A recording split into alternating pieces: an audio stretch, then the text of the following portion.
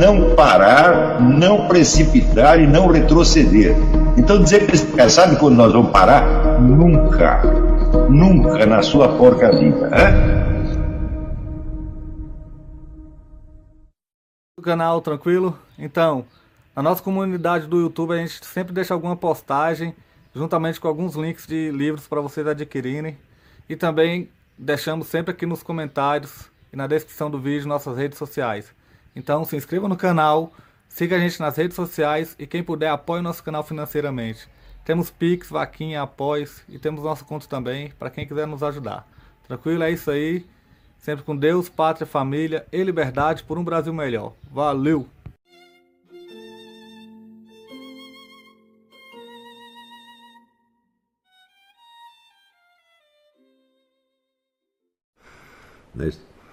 Mas o Mário não chega a isso. Tem uma outra pergunta aqui, mas eu vou juntar duas perguntas diferentes de um outro e-mail, que acho que são parecidas. O conhecimento filosófico básico e necessário a se ter antes de ler a obra do Mário Ferreira, além desse curso, é claro, e quais os livros do Mário, né? Os livros com qual deve se iniciar o estudo da obra do Mário. Eu acho que você ler o Mário sem você ter alguma prática da leitura de textos escolásticos vai ser um desastre, você vai se dar muito mal. Em segundo lugar, a obra do Mário, pelo próprio estado em que estão os seus textos, não é uma obra de leitura prioritária para o estudante.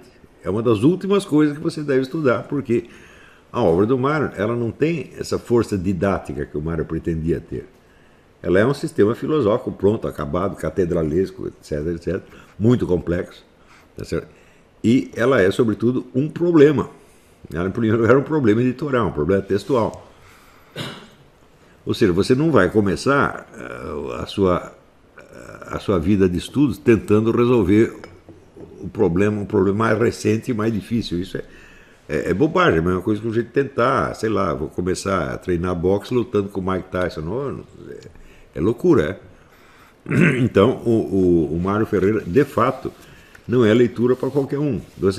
Veja, a própria burrice que a realização está fazendo mostra isso. Quer dizer, são pessoas que mal saíram da USP, ou nem saíram ainda, estão lá, e já vou meter no Mário Ferreira, vou refazer aqui a investigação textual, etc. Vai fazer nada, tu vai fazer um monte de besteira. Né? Então, ademais, tem um outro problema.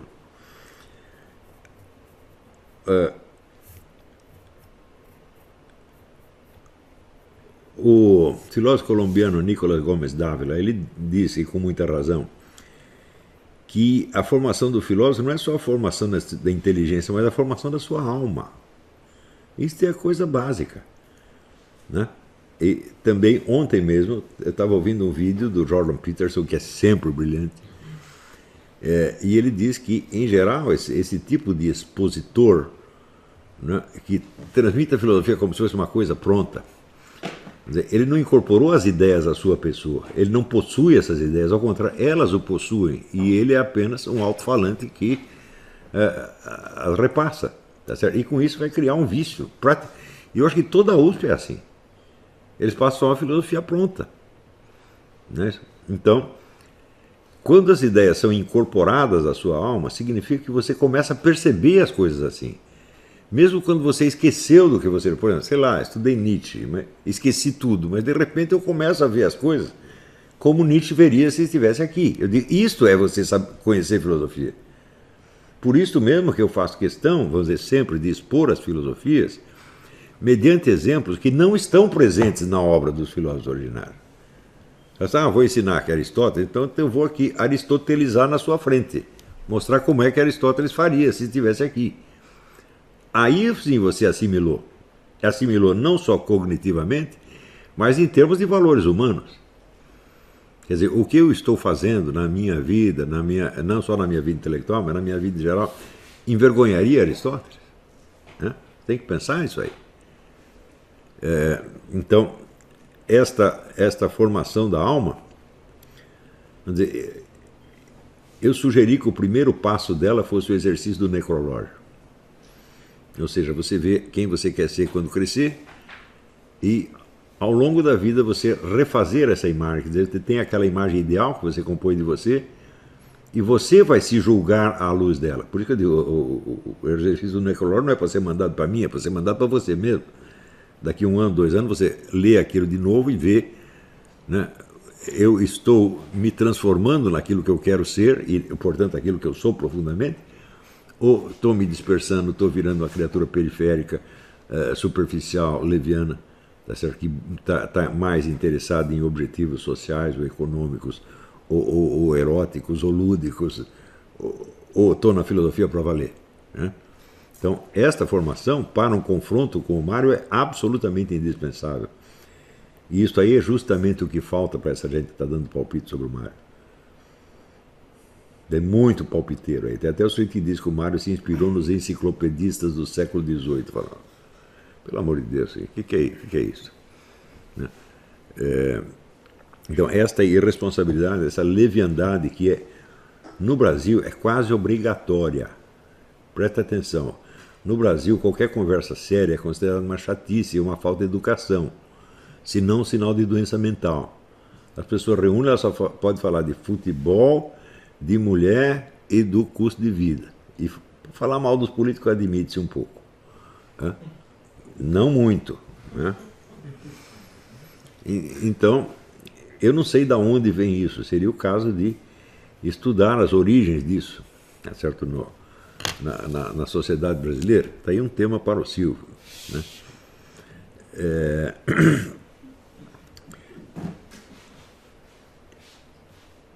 Então, vamos dizer, disso aí nós evidentemente temos que nos livrar para um confronto com esse homem mortalmente sério que era o Mário Ferreira dos Santos.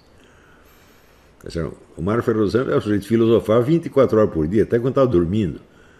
Ele não estava fazendo filosofia de vez em quando, não estava fazendo nem profissionalmente, com horário expediente, bater ponto, agora bati ponto, agora vesti meu guarda-pó, agora sou filósofo. E quando volto para casa, volto a ser o mesmo idiota de sempre. Né? É aquele negócio do Gugu, que pequenininho, chegou pro primo e disse: vira Robin, porque eu quero ser o Batman. O outro falou: não. Vira Robin! Não. Vira Robin! Não. Ele saiu e falou: mãe, me dá minha chupeta que eu já virei Gugu de novo.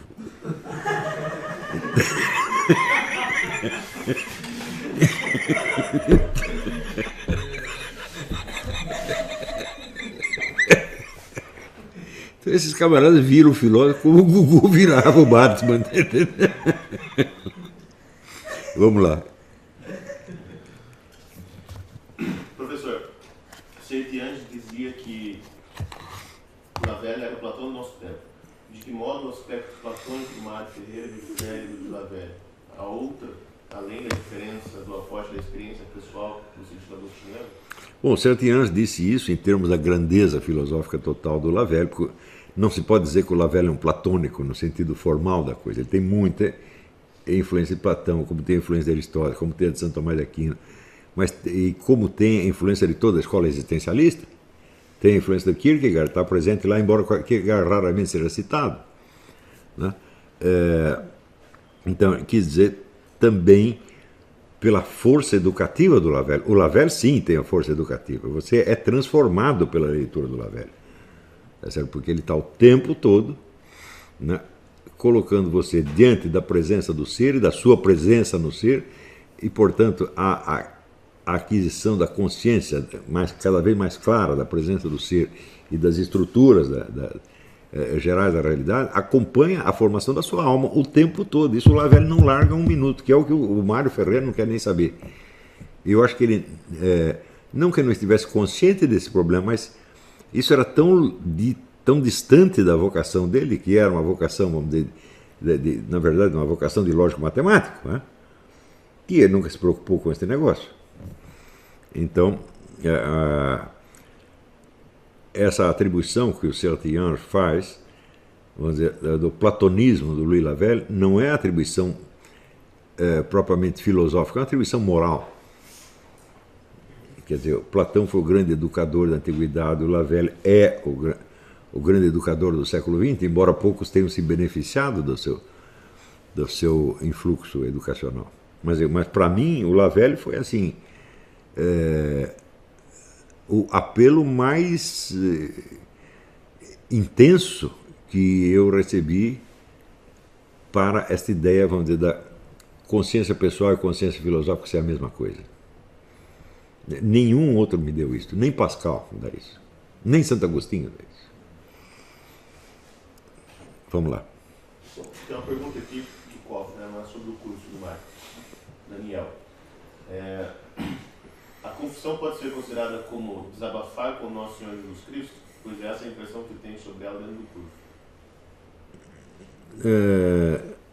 Certamente, mas vamos dizer, a confissão é a admissão da nossa falha, tá certo? É a admissão permanente da nossa falha em realizar o nosso próprio ideal do eu. Não é isso? Eu acho que foi o Jorge Bernanos que disse que, de fato, a única mágoa humana no fundo, é de não ser santo. Quer dizer, a vocação da santidade é, de certo modo, universal. E nós continuamente falhamos, tá certo? Era Blois, Hã? Blois! Isso foi Blois, exatamente. Não foi Bernanos, foi Blois. Então, e nós continuamente falhamos nisso. Então, é o confronto com a perfeição infinita, o confronto com o observador onisciente que nos mostra quem nós somos realmente. No mais, são apenas opiniões que nós temos sobre nós. Essas opiniões são passageiras.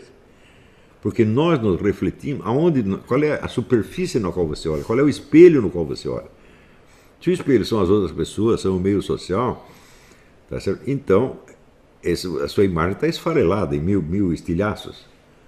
Tá certo? São muitas opiniões, né? Então, se é a opinião da sua mãe, sua avó, sua tia, seu vizinho, seu professor, seu inimigo, tudo. Você não tem a sua imagem aí, não quer dizer nada, né? Então, se você, por outro lado, se espelha só numa pessoa, você se torna numa espécie de pseudópodo dessa pessoa. É o que acontece, por exemplo, durante a psicanálise, o famoso fenômeno da transferência, onde o analista vira a própria imagem do ser, ele é a realidade, ele é o padrão, e ali você se espelha. E depois você tem que se livrar disso mediante a contra-transferência. Você começa a achar que o seu analista é um vigarista, é um idiota, etc, etc. E daí terminou a análise. Né? Esse também dá para colocar nos seguintes termos, que seria a imperfeição perante o primeiro e o segundo mandamentos? Sim, claro, claro. Que no fundo são tudo. São tudo. É isso? Então, vamos dizer, amar a Deus sobre todas as coisas. Bom, o primeiro e mais óbvio aspecto de Deus é que Ele é a verdade. Não é isso? Então, bom, qualquer idiota que defenda qualquer ideia acredita estar defendendo a verdade. Tá certo? Mas essa verdade, ela resiste a um confronto com a verdade efetiva. Por exemplo, o sujeito aprende a ouvir, vamos dizer,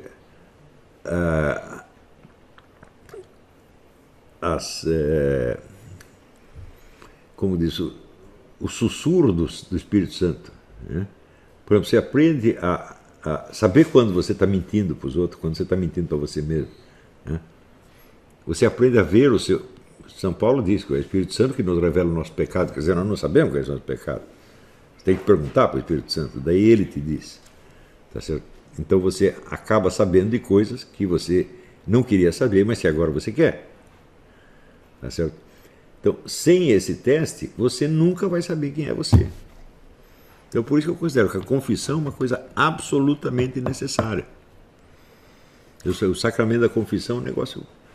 É realmente um sacramento, quer dizer, é um ato sagrado, porra. Você está perante o próprio Deus. Então, para a pessoa que tem uma concepção infantil a respeito do que é a religião, né, a religião é o culto do ser supremo. É a fé num ser supremo, etc, etc. Bom, tudo isso aí não quer dizer absolutamente nada. Né? Nós não conhecemos nenhum ser supremo, de fato. Agora, o próprio Deus criou alguns instrumentos para que você faça pelo menos uma ideia longínqua do que é a ação, não ele, mas a ação dele, a presença dele. Né?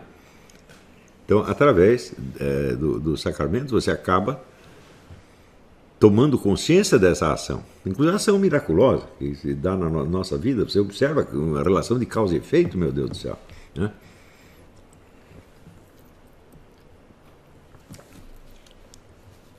Então, nesse sentido, vamos dizer, a confissão é o único método filosófico, se você pensar bem. Não a confissão no sentido sacramental, mas a sua preparação, quer dizer, o exame de consciência.